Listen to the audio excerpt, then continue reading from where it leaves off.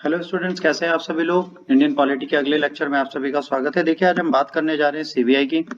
CBI एक हमारी non constitutional non statutory body है जो बहुत इंपॉर्टेंट रोल प्ले करती है हम लोगों की ट्रेनिंग में और हमारे कुछ ऐसे क्राइम्स हैं जिनको खत्म करने में। एक बहुत इंपॉर्टेंट एजेंसीज है जो हमारे लिए काम करती है। देखिए, यूपीएससी में से रिलेटेड क्वेश्चंस आ सकते हैं, ऐसा नहीं आ सकते, चांसेस डिम होते हैं, बट क्योंकि कोर्स में है, लक्ष्मीकांत में दिया गया है, तो हमें पढ़ना पड़ेगा और इसके बारे में सारी चीजें करनी पड़ेगी। तो आइए इसके बारे में सारी बेसिक चीजें जान लेते हैं। CBI central bureau of investigation जो है, ये जनरली बना कब, कैसे इसने अपना काम स्टार्ट किया, कैसे इसकी फंक्शनिंग हुई, तो इसके बारे में जानने के लिए हमें देखना है एस्टेब्लिशमेंट एक्ट। सीबीआई की अगर हम जनरली बात करेंगे तो ये जो सीबीआई आपका है, ये 1963 में बनाया गया और उस टाइम पे रेजोल्यूशन था मिनिस्ट्री ऑफ होम अफेयर्स का, उस टाइम पे इसे सेट किया गया।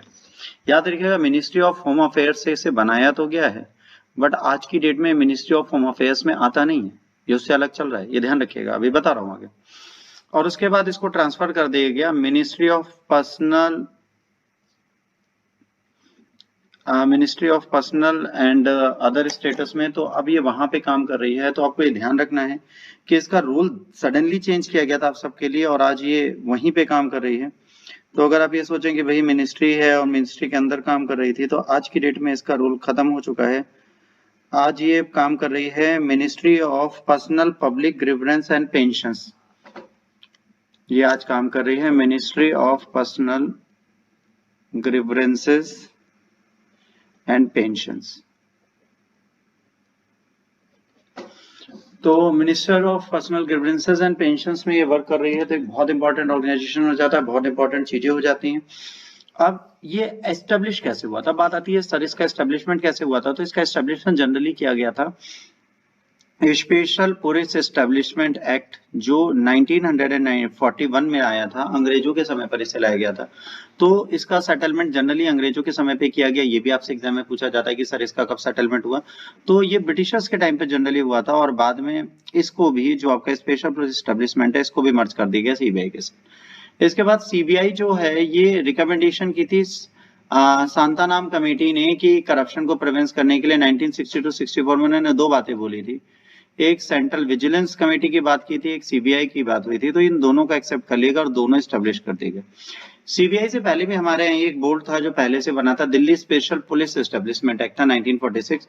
तो सीबीआई को जो पूरी पावर मिलती है, तो इसी से मिलती है, जिसको डीएसपीई बोलते हैं। तो यहाँ से इनकी पूरी पावर एक्चुअली ली जाती है।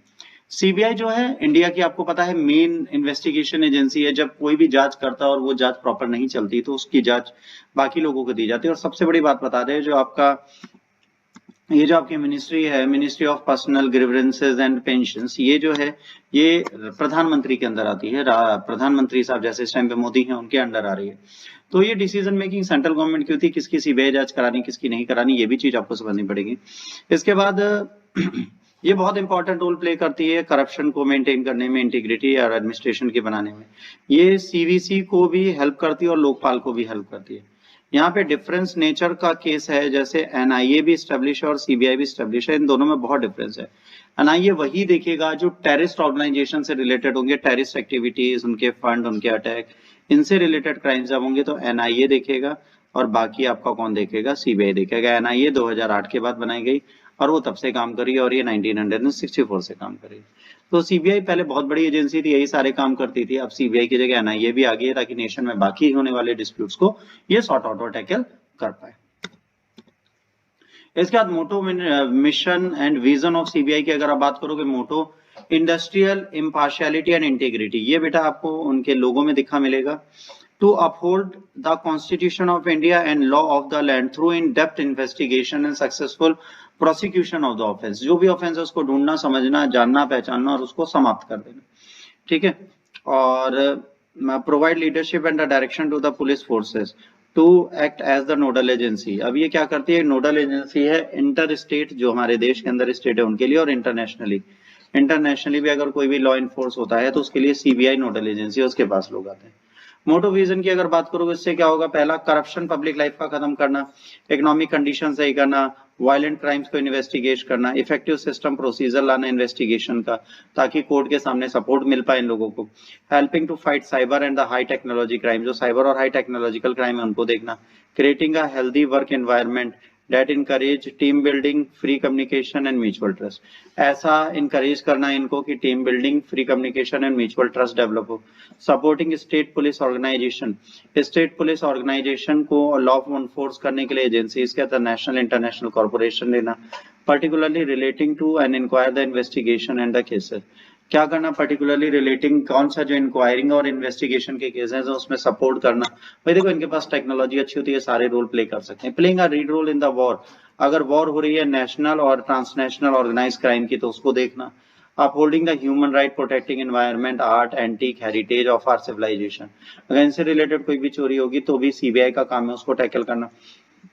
Developing a scientific temperament, humanism and the spirit to inquiry and reform, striving for the excellence and the professionalism in the sphere of functioning so that high level of endeavor are achieved। वही जाहिर सी बात है, जो CBI के बंदे हैं उनकी technology, उनके रूल्स, उनके way of investigation things are very high, जिससे एक प्रेस्टिजियस पोस्ट बनती है और यहाँ जब जाओगे तो आप बड़े अच्छे से चीजों को टैकल कर सकते हो, रिजल्ट दे सकते हो, इंप्रूवमेंट कर सकते हो, तो वो सारी चीज यहाँ से बहुत पॉसिबल।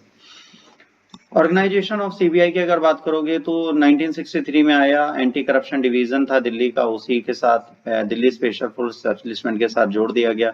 तो 1941 का एक्ट और 1946 का एक्ट, ये जो था ये बेटा किसने बनाया था, ये ब्रिटिशर्स ने बनाया था। तो ब्रिटिशर्स के रूल्स चलते हैं, इसीलिए इसको नॉन कॉन्स्टिट्यूशनल भी बोला गया था गुवाहाटी हाई कोर्ट से 2013 में। और जब इन्होंने अनकॉन्स्टिट्यूशनल सीबीआई को बोल दिया था, नॉन स्टैट्यूटरी अनकॉन्स्टिट्यूशन, तो सेंट्रल गवर्नमेंट के इंटरफेरेंस करने के बाद सुप्रीम कोर्ट ने उस ऑर्डर पर स्टे लगा दिया था, इस वर्डिक्ट पे। उसके बाद अभी तक इसकी हियरिंग नहीं हुई है। अगर फ्यूचर में होती है तो कोई बड़ा चेंज नहीं आएगा। देखिए हमारे इंडियन पार्लियामेंट के पास ये भी राइट है कि जो पोस्ट इंडिपेंडेंस के एक्ट्स हैं उनको भी हम अमेंड कर सकते हैं, उनमें भी कोई भी बदलाव कर सकते हैं, तो ऐसा नहीं बहुत बड़ी चीज हो जाएगी। बट किसी इतनी बड़ी नोडल एजेंसी इस पे क्वेश्चन मार्क मारना बड़ी चीज थी, तो ये हो चुका है, इसको भी आप ध्यान रखिएगा। इसके बाद ये क्या, इन्वेस्टिगेशन एंटी करप्शन का technical division, crime records, research division, legal and journal division, administrative division, और इसके 7 डिवीजन है, anti corruption division, economic offence, special crime division, police and coordination division, administrative division, directorate of prosecution and central forensic science division. तो ये 7 division इनके पास हैं, इनके साथ ही काम करते हैं, ये आपको ध्यान रखना पड़ेगा। सीबीआई जो है हेडेड बाय अ डायरेक्टर, एक इनका डायरेक्टर होता है, assisted by the special director and additional director. ये number joint directory, deputy inspector general, superintendent of police, और ये सारी पुलिस पर्सनल लाइन चलती है। टोटल इसमें 500 का स्टाफ, 5000 का स्टाफ काम करता है, 125 फॉरेंसिक साइंटिस्ट और 250 लॉ ऑफिसर्स काम करते हैं। डायरेक्टर जनरल ऑफ सीबीआई जो होता है आईजी रैंक का पुलिस ऑफिसर होता है, और ये दिल्ली पुलिस एस्टेब्लिशमेंट एक्ट इस एडमिनिस्ट्रेशन और ऑर्गेनाइजेशन के लिए पर्टिकुलरली रिस्पॉन्सिबल मानी जाती है। इसके बाद सीवीसी 2003 में आया था, तो सुपरिंटेंडेंट ऑफ दिल्ली से स्पेशल फोर्स, उसमें सेंट्रल गवर्नमेंट ने इन्वेस्टिगेशन को सेव करने की पूरी पावर दी थी कि ये सेंट्रल विजिलेंस देख सकता है कैसे होगा। डायरेक्टर ऑफ सीबीआई को जो सिक्योरिटी टेन्योर का 2 साल का मिलता है। लोकपाल और उपायुक्त एक्ट जब बना तो उसमें भी एस्टेब्लिशमेंट एक्ट में बहुत सारे चेंजेस आ गए। जब क्या हो गया, जब ये एक्ट बना तो देखिए इसे सीवीसी भी बदल सकता है और Delhi special police establishment act भी बदल सकता है, और उसके साथ लोकायुक्त एक्ट भी बदल सकता है। तो यहाँ पर ये हो गया कि अब 3 मेंबर्स कमेटी होगी जो यहाँ का हेड डायरेक्टर सीबीआई का नियुक्त करेगी। एक प्राइम मिनिस्टर साहब, उसके साथ chairperson of opposition of leader, जो भी होगा अपोजिशन का लीडर वो, और plus chief justice of India. तो ये 3 लोग मिलकर अपॉइंट करते हैं। अभी 2014 के बाद से अभी तक अपोजिशन का लीडर कोई नहीं है, तो पीएम और सीजीआई मिलके इसको चूज करके दे देते हैं आपको। तो ये एक चीज आपको यही ध्यान रखनी है। There should be a director जो यहाँ पर होगा, जो इनके लिए काम करेगा। डायरेक्टर प्रोसिक्यूशन जो होता है ना, जो है joint secretary government of India का, उससे नीचे नहीं होना चाहिए। He shall function under supervision and control on the director of CBI. तो सीबीआई का जो डायरेक्टर होगा उसके अंदर वो काम करेंगे, सेक्रेटरी जो होंगे। He shall be appointed by the central government, और इसको सेंट्रल विजिलेंस कमीशन कहेगी कि 2 साल के लिए जाए। सीवीसी एडवाइस करती है सेंट्रल गवर्नमेंट को कि सेक्रेटरी कौन होगा। Central government shall appoint office of the rank of SP and other, इनकी रिकमेंडेशन भी सेंट्रल विजिलेंस कमीशन चेयरपर्सन वगैरह देंगे, होम मिनिस्ट्री और डिपार्टमेंट ऑफ द पर्सन, इसके थ्रू इनको रिक्रूट किया जाता है। तो ये चीजें, फंक्शन इन्वेस्टिगेशन करना, करप्शन से रिलेटेड चीजों का investigation, cases physical and economic branch का इन्वेस्टिगेशन, सीरियस क्राइम्स का जो नेशनल और इन सब में बहुत आगे बढ़ चुके हैं, जैसे आपने सुना होगा आरुषि हत्याकांड की जांच को, अभी सुशांत सिंह राजपूत की जांच सीबीआई के हाथ में जा रही है।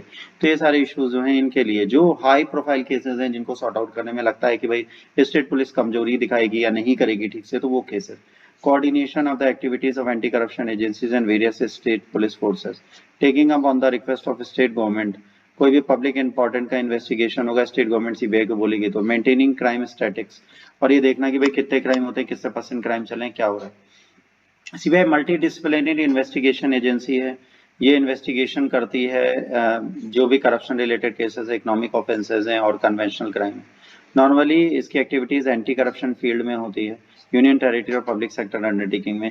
ये इन्वेस्टिगेशन कन्वेंशनल क्राइम जैसे मर्डर, किडनैपिंग, रेप, इस पे भी करता है अगर डायरेक्टेड होता है सुप्रीम कोर्ट, हाई कोर्ट से। सीबीआई नेशनल सेंट्रल ब्यूरो की तरह इंटरपोल के लिए है तो एक नोडल एजेंसी का काम करती है। इंटरपोल विंग्स ऑफ सीबीआई जो है वो कोऑर्डिनेट करती है उन इंटरनेशनल क्राइम्स के बारे में जो कई कंट्रीज में है और इंटरपोल की सहायता करती है। सीबीआई और स्टेट पुलिस की अगर बात करोगे तो एस्टेब्लिशमेंट विंग्स है, सप्लीमेंट्री है स्टेट पुलिस फोर्स के साथ। स्टेट पुलिस फोर्स जो होती है एसपीई का एंजॉय करती है, ठीक है। State police special police establishment act के थ्रू ये भी सारा काम करते हैं 1946 से। तो डुप्लीकेशन ओवरलैपिंग ना हो दो एजेंसीज में, तो अरेंजमेंट किए गए हैं। एसपी वो केसेस लेगी जो एसेंशियली कंसर्न होंगे सेंट्रल गवर्नमेंट अफेयर्स के और एम्प्लॉइज के, और जहां पर भले ही सेंट्रल के साथ स्टेट एम्प्लॉयड हो पर वो यही लोग लेंगे। State police cell take up such cases which are substantially concern with the state government affairs, उनको भी ले सकती है। स्पेशल पुलिस एस्टेब्लिशमेंट की जो फोर्स है वो उन केसेस को भी ले सकती है। पब्लिक इंटरेस्ट स्टैट्यूटरी बॉडी है, फाइनेंस से रिलेटेड। सीबीआई एकेडमी जो है गाजियाबाद में है और 1996 में आई थी, इससे पहले इसकी ट्रेनिंग दिल्ली में होती थी सीबीआई ट्रेनिंग सेंटर में। ये एक्सीलेंस ट्रेनिंग देने की बात करती है, professional, industrial, impartial, upright, dedicated services देने की कोशिश करती है, प्रॉपर मैनर में लोग काम करेंगे। एकेडमी फोकल पॉइंट है, इसकी जगह और भी 3 एकेडमी है जो रीजनल हैं, कोलकाता, मुंबई एंड चेन्नई, ये भी हैं जो आपके लिए काम करती हैं। इसके बाद 2 काइंड ऑफ अदर्स चीजें हैं जो ट्रेनिंग में आती हैं, short term and long term. Short term जो होती है ये ऑफेंसेस होते हैं जो पैरामिलिट्री फोर्सेस वगैरह के आते हैं, इनको लिया जाता है, ये शॉर्ट टर्म ट्रेनिंग करके सीबीआई में चले जाते हैं। और कुछ लॉन्ग टर्म, देखिए ये ऑलरेडी ट्रेंड हैं तो इनको मिनिमम ट्रेनिंग से काम चल जाएगा। जो डायरेक्टली रिक्रूट होते हैं superintendent of police, sub inspector, constable for CBI, ये डायरेक्टली इंक्लूडेड है तो इनकी भी ट्रेनिंग की जाती है। सीबीआई में इतने क्वेश्चंस आए, इससे ज्यादा पूछा नहीं जाता। अगर आपको लेक्चर अच्छा लगा तो प्लीज लाइक शेयर सब्सक्राइब करिए। अगर कोई भी चीज बुरी लगी तो प्लीज डिसलाइक करने के बाद एक कारण जरूर बताइए, उस कारण से हमें सुधारने में खुद को अच्छा लगेगा और हमको बेहतर लेक्चर दे पाएंगे। अगले लेक्चर तक के लिए God bless you all, take care, जय हिंद, वंदे मातरम।